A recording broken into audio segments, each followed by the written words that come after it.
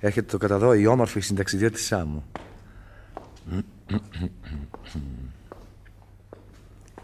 Είναι ελεύθερη αυτή η πολυθρόνα? Πώς. Ξέρετε. Είπατε τίποτα? Ναι. Δηλαδή, ήθελα να πω ότι έχω μια ιδέα. Συγγνώμη, κύριε. Δεν σας γνωρίζω. Αυτή ακριβώς είναι η ιδέα μου, να γνωριστούμε. Και σε τι θα ωφελούσε αυτό? Οι γνωριμίες δεν είναι σαν την καλλιέργεια του μεταξοσκόλικα για να καθίσει κανένας να μελετήσει την ωφελιά τους. Είσαστε πάντα έτσι ορμητικός? Όχι, είμαι τελειόφυτος της χημείας, χωρίς ελπίδα φυσικά να πάρω δίπλωμα.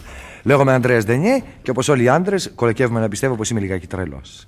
Να σας προσφέρω ένα τσιγάρο? Ευχαριστώ. Πηγαίνετε μακριά, δεσποινής. Πολύ μακριά. Τόσο το καλύτερο. Έτσι ελπίζω να μάθω το όνομά σας πριν να κυροβολήσουμε. Μπορείτε να με λέτε Αλιντά. Αλιντά Πασκουάλε. Ισπανής. Μα τι έχω και με κοιτάτε έτσι? Έχετε ένα προσωπάκι χαριτωμένο, σαν τριαντάφυλλο σμαλτωμένο σε βενετσιάνικο βάζο. Προχωρείτε, βλέπω, με καλπασμό κομπλιμέντου. Δεν φταίω εγώ. Το αρώμά σας ερεθίζει τα άλογα της φαντασίας μου. Είσαστε ανεδείς, το ξέρετε, αλλά χαριτωμένος ανεδείς. Είμαι. Και όσο σκέφτομαι ότι πρέπει να σας ανέχουμε 20 ολόκληρες μέρες που θα κρατήσει το ταξίδι. Αν σας ενοχλώ, μπορώ να αυτοκτονήσω. Όχι. Γιατί θα το έκανα λόγω τιμής, αν δεν είχα την ελπίδα να φιλήσω τα χείλια σας. Τι, μπράβο. Αυτό μοιάζει με εξομολόγηση. Δεν μοιάζει, είναι. Είστε η περιπέτεια όνειρο. Τη φαντάστηκα μόλις σας πρωτοείδα σε αυτό το βαπόρι. Δεν ξέρω ποια είστε, ούτε που πηγαίνετε. Ένα μόνο ξέρω. Ότι είστε η γυναίκα των ονείρων μου. Βιάζεστε πολύ, το ξέρετε. Πώς θέλετε να σας πιστέψω? Κάνετε την εντύπωση ενός τρομερά επιπόλαιου παιδιού. Εμείς οι γυναίκες αγαπάμε τους δυνατούς άντρες.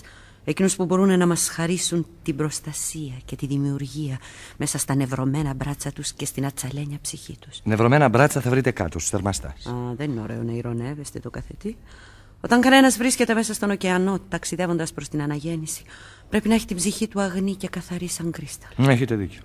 Είναι ωραίο να πηγαίνει κανείς στην εξηλαίωση, μα ακόμα ωραιότερο να πηγαίνει στη ζωή. Μπήκα σε αυτό το βαπόρι για να φύγω μακριά από το παρελθόν. Και νιώθω πως ένα παιδί που τα αντικρίζει όλα μέσα από το γαλάζιο φως της καλοσύνης. Έχετε τόσο κακό παρελθόν? Όλοι μας έχουμε κάτι στο παρελθόν μας, μόνο που έχουμε τη δειλία να το ξεχνάμε. Αλήθεια. Εσείς τι πηγαίνετε να κάνετε εκεί κάτω? Έχω να ξεκαθαρίσω μερικές περιουσιακές ανομαλίες. Εγώ φεύγω για να ξεχάσω κάποιες αισθηματικές απογοητεύσεις. Καταλαβαίνω. Πηγαίνετε στους αντίποδες να βρείτε έναν καρδιολόγο να σας θεραπεύσει την καρδιά σας. Έναν άντρα? Υπάρχουν και γυναίκες γιατροί. Μην ηρωνεύεστε. Κι όμως, αληθινά γυρεύω έναν άντρα. Εκείνον τον άντρα που θα μου χαρίσει τη γαλήνια ευτυχία και τα στρουμπουλά ροδοκόκκινα παιδάκια. Ολα. Μια κοπέλα με τέτοια μάτια που ανάβουνε και κοιμισμένα ηφαίστεια ακόμα δεν ζητάει γαλήνιες ευτυχίες. Και θέλετε να σας πω κάτι? Μ' αρέσετε. Κι εσείς μ' αρέσετε. Τότε είμαι ζών. Γιατί? Πρώτον, γιατί δεν το κατάλαβα αμέσως. Και δεύτερον, γιατί με περιμένει η γυναίκα του Ζωέμπορα να πιω καφέ μαζί της. Στο διάολο η γυναίκα του Ζωέμπορα. Στο διάολο και ο καφές. Ζήτω τα χείλια σου. Είσαι ένα γλυκό παλιόπαιδο που φοβάμαι πως θα τα αγαπήσω, άντρε. Ανδρέα, δεν σε λένε? Ανδρέα. Χωρίς κανένα ενδιασμό.